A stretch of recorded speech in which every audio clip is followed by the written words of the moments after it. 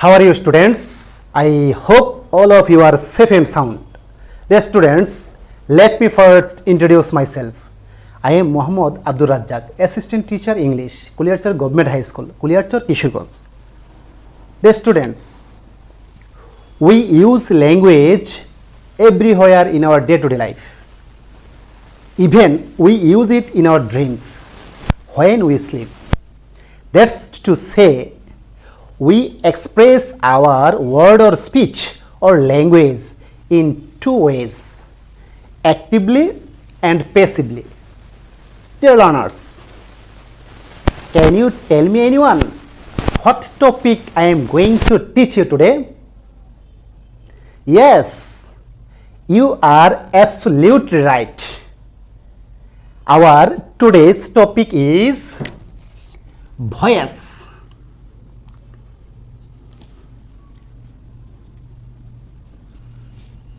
Dear learners, after completing this topic, I hope you will be able to define voice and its classifications. You also can be able to identify different voices in different situations.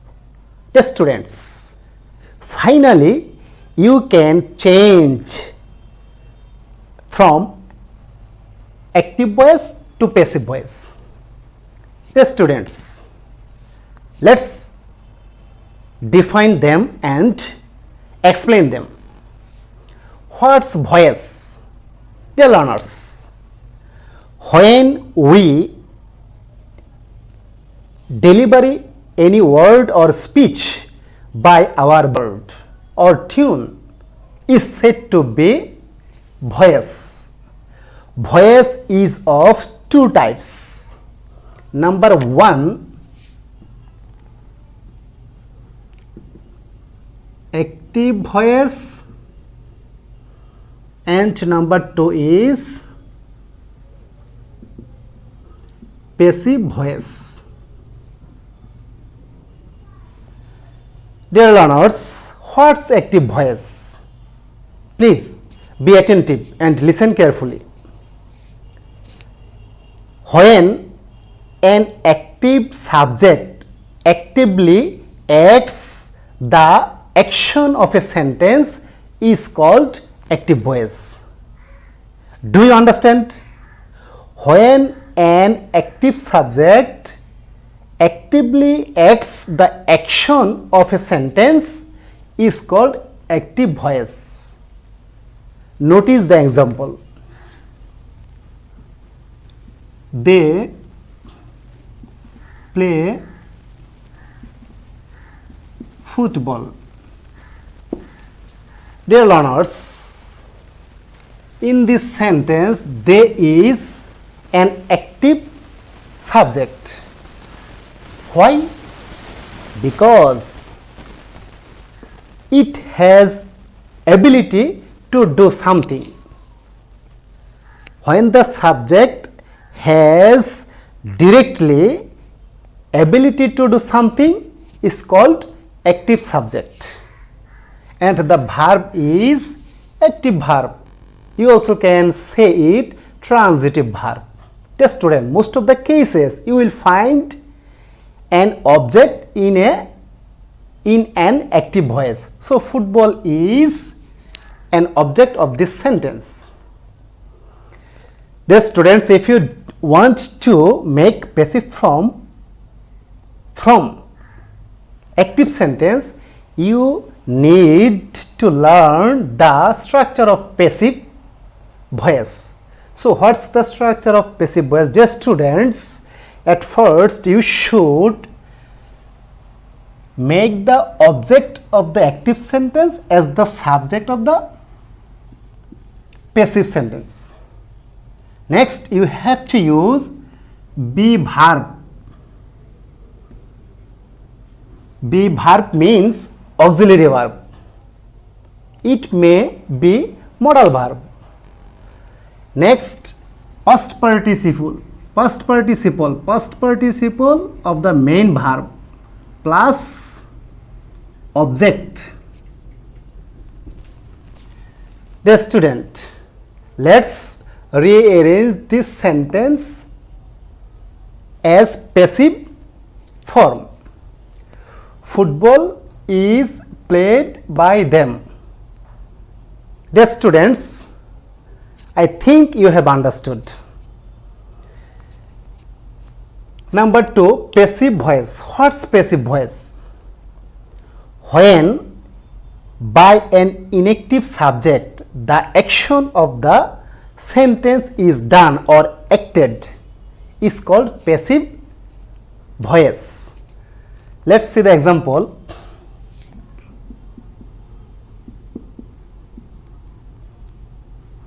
Football is played by them. Dear students, here football is an inactive subject. When an inactive subject is used to complete the meaning of a sentence is called passive voice. So dear students, I think you have understood. Let's turn into passive voice from active voice. Dear students, before I begin it, I would like to draw your kind attention to the most important things. And number 1 is sentence. 2 is tense and 3 is case. Dear students, if you want to from active voice, you should have good idea about these topics. I think all of you have good idea on these topics. Dear students, let's turn into passive voice from active voice. Number 1, they learn English. The students, you need identify the subject, verb and object of the active voice. Because if you want to make it passive voice, you should use the object of the active voice as the subject of the passive voice. Then you have to use be verb. Next, the past participle of the main verb plus object including by, with or to. Dear students, let's make it passive voice. The object of this sentence is English, so we should write English at the beginning of the sentence. English. Then we have to use be verb. Dear students, tell me anyone what kind of tense it is? Yes, you are right. It's present indefinite tense, because the structure of present indefinite is subject plus verb plus object or extension. So it's present indefinite. Dear students, if you want to make passive voice from active voice, you should use am, is, are in present indefinite tense. So dear students, the subject is third person singular, so you need use is here. Then the PP means past participle of the verb. The past participle of learn is learned. Learned. Then you have to set the object of the subject of active voice. with, by, to, or with. So dear students, the objective form of they is them, by, them. Dear students, I think you have understood. Number 2 is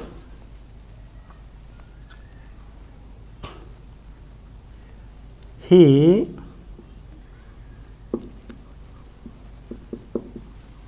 satisfied me. The students, here he is subject, satisfied is verb, and me is object. If you can remember the structure of passive voice, it will be very easy to you to make it passive form or passive voice. So the object of the active voice will be the subject of the passive voice. So what will be the subjective form of me? So certainly it will be I. Then the be verb.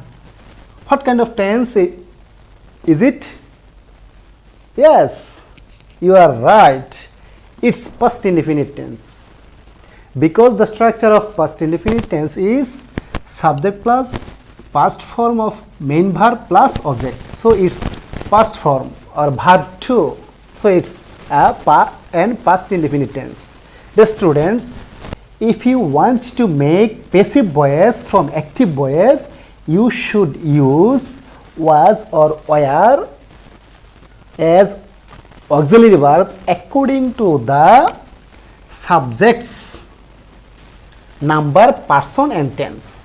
So in past indefinite tense you have to use was or were. As the subject is I and it's singular, we should use was. Then the past participle of main verb, satisfied.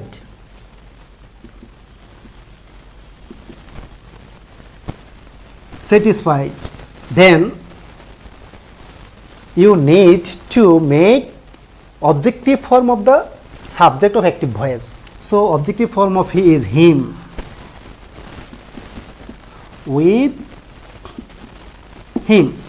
The students, here we have used with because when you find satisfy as a main verb in a passive voice, you must use with after this word. Number 3 is they will know the story. Dear students, here there is the subject and will is auxiliary verb or modal verb and know is main verb, the story is object. So dear students, the structure of passive form is at first you should use subject. The object of the active voice will be used as the subject of the passive voice, the story. The story. Then there is an auxiliary verb, will.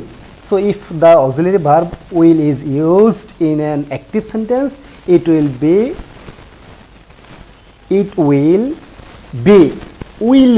in passive voice or shall be, will be or shall be. So we have to use here will be.